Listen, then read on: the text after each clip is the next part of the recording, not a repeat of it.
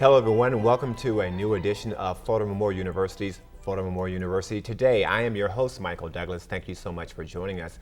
Today we are taking flight, talking about the aviation program at Florida Memorial University. I have joining me today is Dr. Raymond E. Kane Jr. He is the Dean of the School of Aviation. We'll hear from him in a moment. But first, our focus today is about one particular student and his trek around the world. His name is Barrington Irving. He was originally born in Jamaica, but grew up in northern Miami-Dade County. A few years ago, Barrington came to Dr. Kane with an idea that he wanted to fly around the world, but he had to raise the money on his own.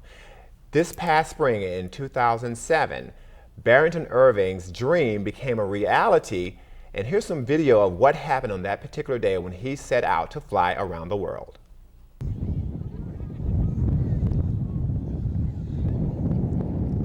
Here comes Barrington taking off on his solo trip around the world from the Miami Aviation Center at Opelika Airport. On March 23, 2007, Barrington Irving took off from the Opelika Executive Airport, soaring his way into history.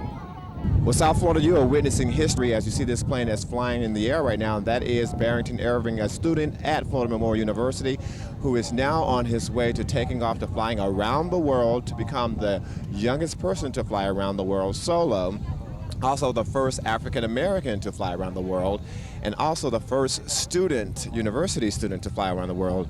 So he's now going to make a turnaround and come back one more time. We're going to take a look and watch Barrington Irving as he prepares to fly around the world.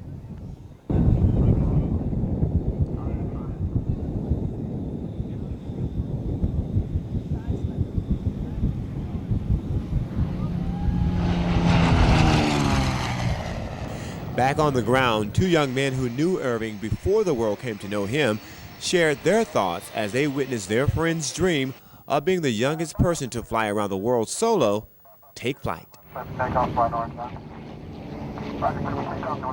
Keith Morin is an aviation major from Trinidad. I met Barrington in the spring of 2004. My first interaction with him, before I actually started flying, he already had his instrument, or he was working on his commercial license. So he invited me to fly with one of his friends. But honestly, I didn't have the confidence in myself actually to go up in a small 172 aircraft and fly with anyone. So I kind of told him I took a rain check on the flight until I was confident that until he could probably have gotten his commercial license. So that's my first interaction with him. And of course, see him every day in the Lehman building, in Dr. Kane's office, pitching his idea about flying around the world, doing classes with Dr. Kane. So that's my first interaction with him as a student. When you first heard his idea of flying around the world, what did you think? I guess like a lot of us, it seems a bit far-fetched. It seems something that's so distant from any one of us, because you think, okay, Barrington is a young black guy just like myself.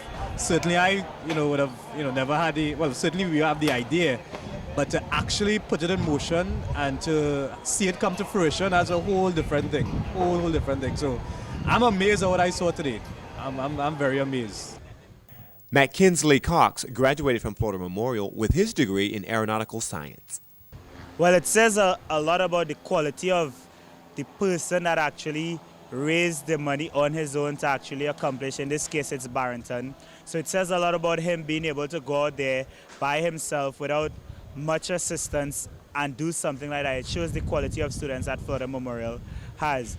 Sorry, hello, would you like me to stay up here? I would be extremely hyper.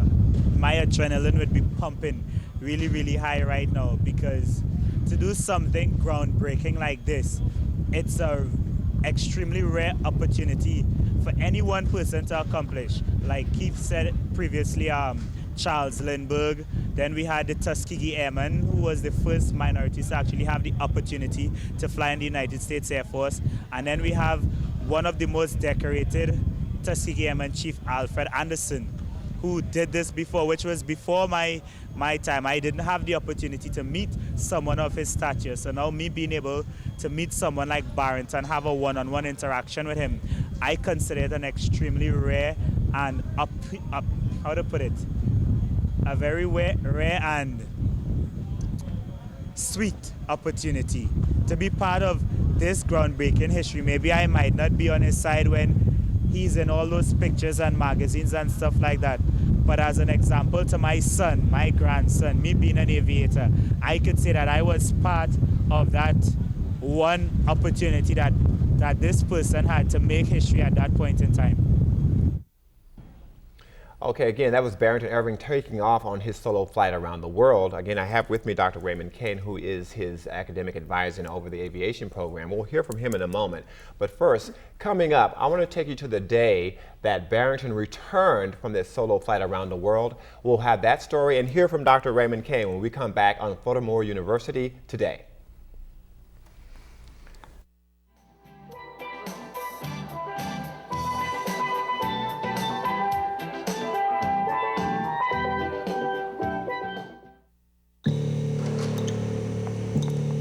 Fine. Thanks.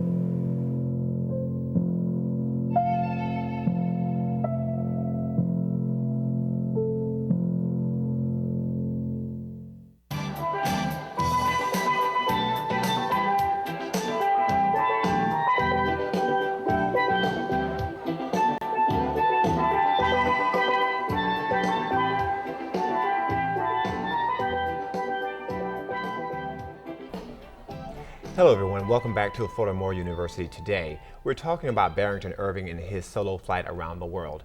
Now we're going to take you to some tape about what happened on the day this past summer when Barrington actually landed into soaring his way into history.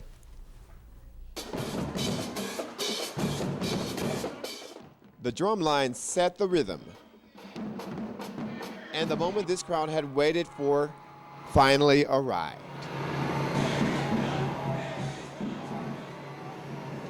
After nearly 27,000 miles, Barrington Irving's solo flight around the world, which began in March, ended at the same airport where it began.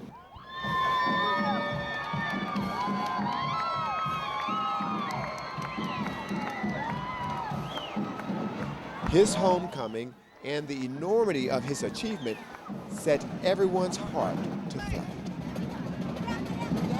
And what he's doing with all the kids out here, what he's doing, he's inspiring all of them. I mean, that was what I would love to do myself. So I think it's an outstanding feat that he's done. Where Barrington Irving has just arrived after his long journey around the world.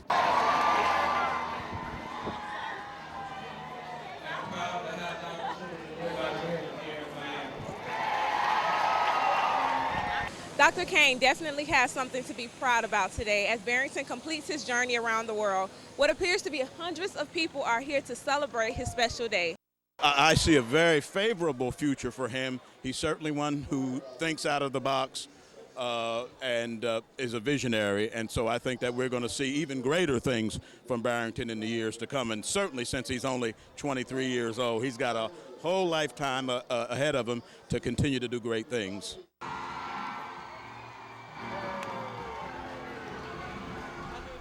Okay, now that man that you saw on the tape with that white suit on, he is here. It's Dr. Raymond Kane, who is the Dean of Aviation at Furthermore University. Thank you so much for being here today. Thank you. Now let's talk about, first of all, with Barrington, and how did you meet Barrington, first meet Barrington, and how did you get him to join your program at Furthermore University? Actually, I met Barrington about 5 years ago at a party. It was a Christmas party given by the Organization of Black Airline Pilots. And when I met him, he was working. He was working at the table, and he was taking care of some sundry items there. And one of our other students, Vina Simonet, actually introduced me to him. And she said, this is a young man who's got some remarkable dreams, and I really think that you should talk to him. Of course, we have the Flight Awareness Program, which is sponsored by the Air Force, which pays full tuition and flight training fees for students who are eligible. She suggested that I should talk to him about that program. Well, we began to talk, and one of the first things that Barrington said when I asked him, what are you interested in doing in life? He says, I really want to fly around the world. I want to fly around the world. And he said, not so much just to fly around the world, but I really want to bring attention to the opportunities in aviation, particularly flight, within those communities where those opportunities are not readily known. And from that point on, the relationship was established, and he actually enrolled that following semester. I guess I should also note that once he enrolled and he started taking the classes, and then once he started pursuing the dream of, it actually became a full-time commitment. So he was trying to balance trying to raise money to, for the plane and plan out everything, as well as balance being in school and all the flights. How did he manage to keep the balance? Well, at first I think there's a lot of crying and huffing and puffing and those types of things, and we spent many hours together in the office as he prepared his letters. He wrote letters to Oprah Winfrey and to Bill Cosby and to Coca-Cola and to Pepsi and to so many folks, telling them what his intentions were. He was doing flight instruction full-time. He was doing full-time Air Force ROTC, as well as taking classes full-time, plus all the other things. The miracle of it all is the fact that he was able to balance that, and I'll tell you, honestly, I don't know how he did it. It really served as an encouragement to me, and 3 years ago I told him, I said, us adults have a lot to learn from you. And so it became sort of a team thing at that point, because obviously he had a lot to do, and this trip would cost him well over $1 million. And within the course of all of the other things that he was doing, he started raising these funds. And he got some very generous received some very generous support even from the beginning. Of his supporters, were there some that you found kind of surprising that they would support not aviation in general, not just his particular mission, but you say, I never thought that this type of person would be a benefactor for aviation? Did you see any surprises there?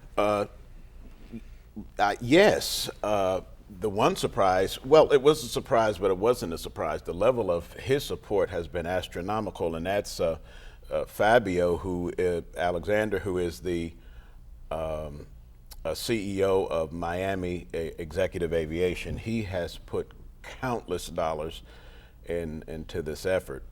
One of the things that's wonderful about Fabio is that he's always had an interest in helping our students at Florida Memorial. He has hired many of those students to work in his facility there, and wanted to do other things to help our kids. Nonetheless, I was very surprised when he offered Barrington office space over on the airport, and this is a high-price office space. He gave him the first dollars to set up his learning center, as well as helped him generate funds for the purchase of his aircraft. Just so a remarkable thing that this gentleman has done for him. I guess one thing we need to make sure we mention, let's say the elephant that's in the room. Barrington is not here. He was supposed to have been here for the taping, but again, he had to take flight for a particular reason. Why is that? Well, Barrington called. We talked just a couple of days ago. He's in New York, and Oprah Winfrey has called him, and I hope I'm at liberty to say that we think that he's probably going to be on the Oprah show very soon. Sometime during the fall semester. Yes.